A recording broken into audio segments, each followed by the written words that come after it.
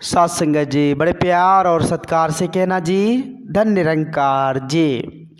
सात संगत जी, दास आशा करता है कि आप जी सभी संत महापुरुष समय के रहबर सदगुरु माता जी के असीम कृपा से, रहमत से, आशीर्वाद से बहुत ही अच्छे होंगे, बहुत ही कुशल होंगे, स्वस्थ होंगे, तंदुरुस्त होंगे। सात संगत जी, आओ सात संगत जी, हम सभी मिलकर सात संगत जी सत्संग के परम आनंद को प्राप्त करें।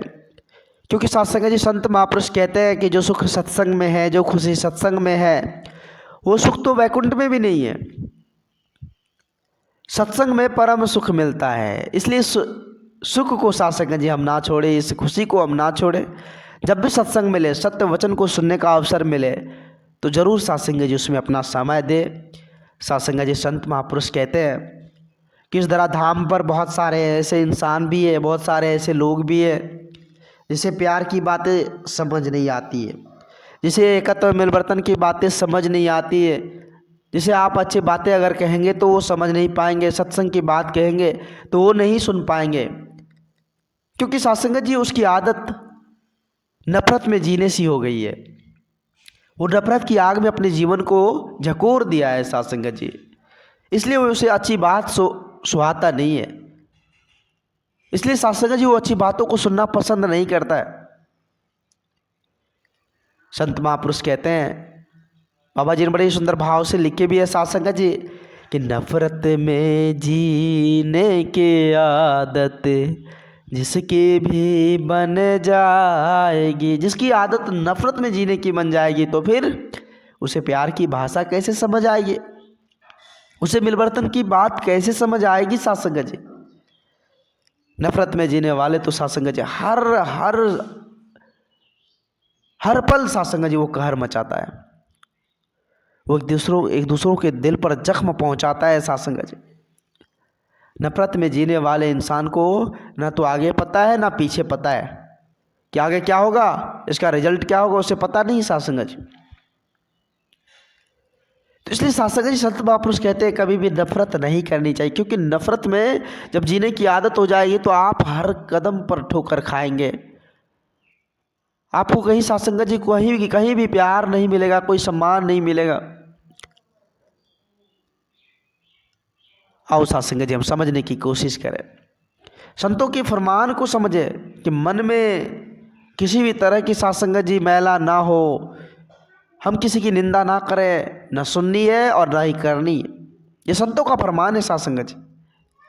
हमें निंदा चुगली से बचनी है, इसे आदत में नहीं लानी है सत्संग जी। जिस प्रकार से हम निरंकार रख रहे हैं, जिस हाल में परमात्मा हमें रख रहे हैं, उसी में उसी का शुक्र करनी है सत्संग जी। जो हो रहा है अच्छे के लिए हो रहा है, बस ऐसा मनभाव की जरूरत है सत्संग जी। जो सच्चे गुरसिक होते हैं, जो सच्चे भक्त होते हैं, कभी भगवान से कुछ मांगते भी नहीं सत्संग जी। अगर मांगते हैं तो दूसरों की भलाई मांगते हैं, अपने लिए कुछ नहीं मांगते, अपने लिए कुछ भी नहीं मांगते। जब भी मांगते हो दूसरों की भलाई मांगते हैं सत्संग जी। और जो देने वाले हैं वो तो समझते हैं, वो तो भाव के भूखे हैं, किसका भाव क्या है। तो भाव को देखकर सत्संग जी उससे भी ज़्यादा उसको दे देते हैं। जो नहीं मांगा उसको और ज़्यादा प्राप्त हुआ सत्संग जी। तो ये मालिक के हाथ में सब कुछ है सत्संग जी। इसलिए हमें इसको याद रखना है। इस मन में कभी भी अहंकार का वास नहीं होने देना है। इस निरंकार को याद रखेंगे तो सत्संग जी सारा काम निरंकार के हाथ है, और जो होगा अच्छे के लिए ही होगा। इसलिए कहते हैं कि निरंकार को याद है रखना, इसको ना विसराना है। इसको विसराना नहीं है, इसको याद रखना है। हर पल हर क्षण इसके एहसास में जीनी है सत्संग जी। जब इसके एहसास में हम जीना प्रारंभ कर देंगे तो सत्संग जी जीवन का कल्याण निश्चित है। सत्संग जी देखे होंगे, तनिक तनिक सी बात के लिए लोग क्रोध कर जाते हैं। तनिक से तनिक बात के लिए एक परिवार टूट जाता है सत्संग जी, बिखर जाता है। अगर उसी में कोई समझदार उस बात को एक्सेप्ट करे तो सत्संग जी कभी नहीं टूटेगा वो परिवार। लेकिन होता क्या है, आवत गाड़ी एक है, उल्टत देख अनेक। सासंगा जी एक वाणी इधर से निकल के क्या गई, उधर से भी वाणी निकली। अब वो सासंगा जी वाणी रूपी तीर एक दूसरे को घायल कर रहा है, और उस घायल में न जाने सासंगा जी कितने घायल हो गए। और फिर क्या होता है सासंगा जी, उसका परिणाम देखे होंगे कि जब कहीं लड़ाई झगड़ा घर परिवार में हो रहा है, अगर एक आदमी समझदार है तो उसके घर में लड़ाई थोड़ा कम होता है, झगड़ा थोड़ा कम होता है। लेकिन अगर दोनों एक ही है, एक जैसे ही हैं, तो फिर ये भी कुछ बोले वो भी कुछ बोले, इसी पर बात का विवाद खड़ा हो जाता है। फिर तहस नहस। फिर उसका परिणाम क्या, उसका रिजल्ट क्या, उसके बारे में तो थोड़ा सोच लीजिए।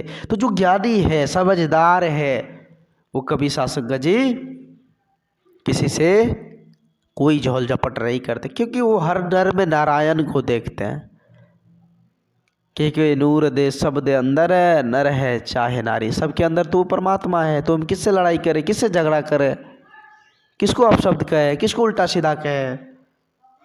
तो सच्चे गुरसिक का ऐसा मनभाव होता है सासंग जी।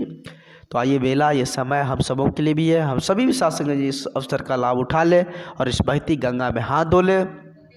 फिर क्या समय सासंग जी मिलेगा क्या नहीं मिलेगा, इसकी क्या गारंटी है। अभी वर्तमान है, इस वर्तमान को हम सजा ले। दास अधिक शब्दों का सहारा नहीं लेगा, दास माफ़ी चाहेगा। दास को माफ़ करते हुए अपने श्री चरणों से जुड़े रखना, प्यार से कहना जी, धन्य निरंकार जी।